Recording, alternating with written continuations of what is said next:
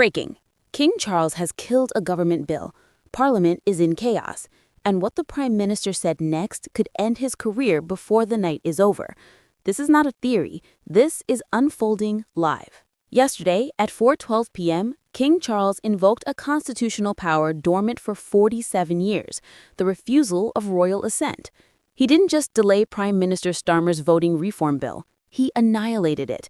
One signature, one definitive decision, and Britain's political establishment is now ripping itself apart in real time. To understand what happens when a 21st century king confronts a prime minister, you need to see what leaked from inside number 10 just minutes ago. It changes everything. Here is what ignited the meltdown.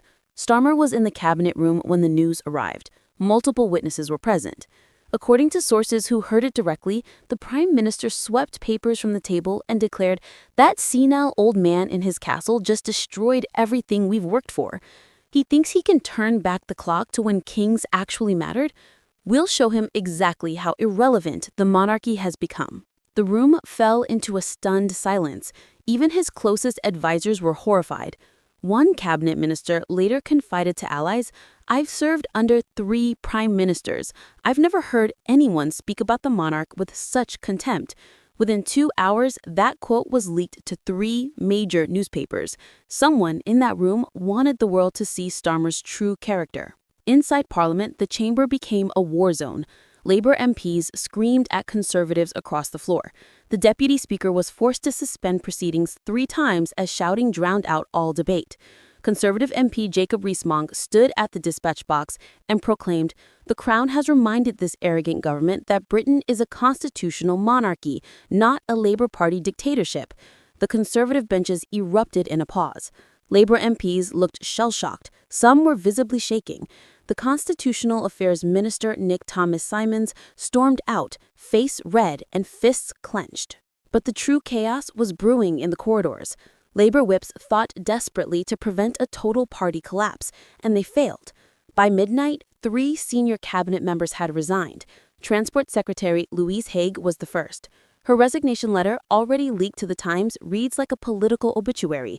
"I cannot serve a prime minister who has shown such profound contempt for the constitutional order that has sustained British democracy for centuries." Foreign Secretary David Lammy allegedly threw a water bottle against a wall upon seeing the polling collapse, shouting that Starmer had torched the entire party for ideological vanity.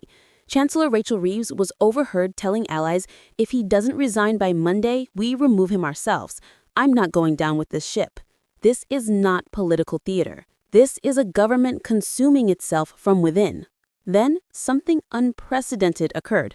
At 7:30 p.m., King Charles broke 70 years of royal protocol by addressing the nation directly.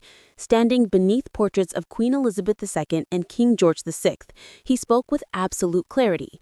"I have today exercised a constitutional authority that I hoped never to use. But when legislation threatens the very foundations upon which our democracy rests, when it seeks to fundamentally alter the compact between Crown, Parliament, and people without a proper mandate, then silence becomes complicity. I will not be complicit in the dismantling of British constitutional tradition." Palace insiders reveal Charles spent 3 days consulting constitutional scholars, former prime ministers, and senior judges. Former PM John Major spent 90 minutes on the phone with him, reviewing historical precedents. This was not an impulsive act. It was a calculated constitutional defense. The optics are devastating. The sovereign himself has declared the government's flagship legislation dangerous and illegitimate. The markets reacted instantly. Within 90 minutes of the king's speech, the pound sterling plummeted 3.2% against the dollar, its sharpest single-day drop since the Brexit referendum. Currency traders in London, New York, and Tokyo began dumping British assets. £1.8 billion was wiped from the FTSE 100 in a single session. By midnight, Labour's internal polling showed catastrophic numbers. Approval ratings fell from 39% to 21% in just 8 hours. In key Midlands and Northern constituencies, support collapsed by 19 percentage points. The hashtag Defend the King became the #1 trending topic globally, with 4.7 million tweets in 12 hours. Protests erupted across British cities. In Manchester, Liverpool, Birmingham, and Newcastle, crowds gathered outside Labour offices, demanding Starmer's resignation. Some carried Union Jacks, others held signs reading, "The Crown protects Britain," and "Starmer, modern traitor." In Leeds, over 3,000 people marched chanting, "God save the King." In Glasgow, a traditional Labour stronghold, protesters burned an effigy labelled "Constitutional Traitor Starmer" outside the Scottish Parliament. Veteran Labour MP Stephen Kinnock admitted to the BBC, "I've been in politics for 20 years. I've never heard anyone speak about the monarch with such contempt." And here's why that betrayal cuts so deep. As this constitutional crisis unfolds, British veterans are being abandoned. David Harrison, a 71-year-old former paratrooper who lost his left leg in Northern Ireland, waited 9 months for a wheelchair ramp at his council flat. 9 months for basic dignity, he told reporters, tears streaming down his face. "I've fought for this country, and now I can't even get into my own home without crawling." Meanwhile, the Labour government allocated £8.4 billion over 3 years for migrant integration programs, including luxury hotel accommodations and legal aid for asylum appeals. Margaret Ellis, a 73-year-old widow whose husband died serving in the Royal Navy, receives a state pension of £156.20 per week. That is just over £22 per day. Asylum seekers in government-funded hotels receive food, accommodation, and services valued at approximately £40 per day, nearly double what Margaret receives after her husband gave his life for Britain. She heats one room in winter and eats one meal a day to survive. When she wrote to her Labour MP for help, she received a form letter citing competing budget priorities. The grotesque contrast is not lost on voters in working-class strongholds, who are now openly turning against Starmer's priorities. The international response has made the situation worse. Canadian Prime Minister Mark Carney issued a statement praising the vital role constitutional monarchy plays in preserving democratic stability. The subtext was clear. He was supporting Charles and rebuking Starmer. Australian opposition leader Peter Dutton called Starmer's actions a disgraceful attack on the Crown and an embarrassment to Commonwealth nations. New Zealand's parliament held an emergency debate, with MPs across the spectrum condemning what they termed Labour reckless constitutional vandalism. Even global media has seized on the story. CNN dedicated an entire segment to the crisis. Fox News ran the banner, "British Prime Minister declares war on King, nation in chaos." The Wall Street Journal published an editorial titled, "The Collapse of British Political Wisdom."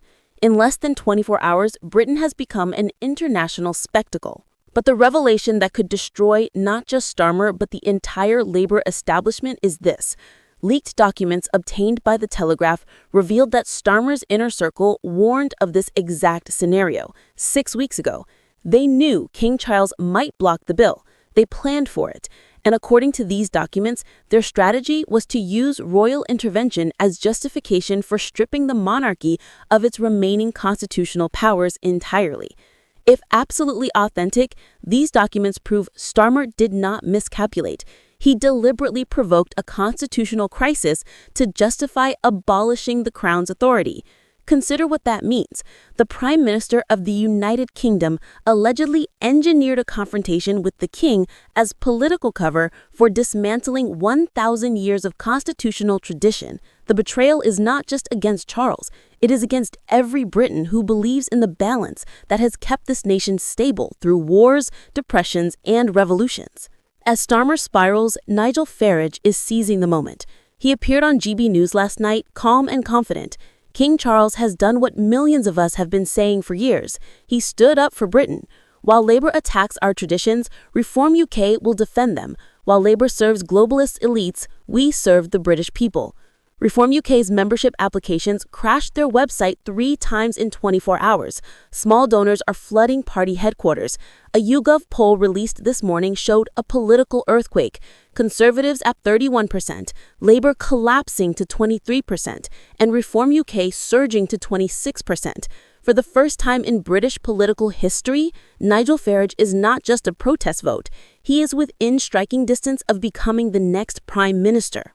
Inside number 10, the atmosphere is pure panic. Ministers shouted in emergency meetings that stretched past 2 a.m.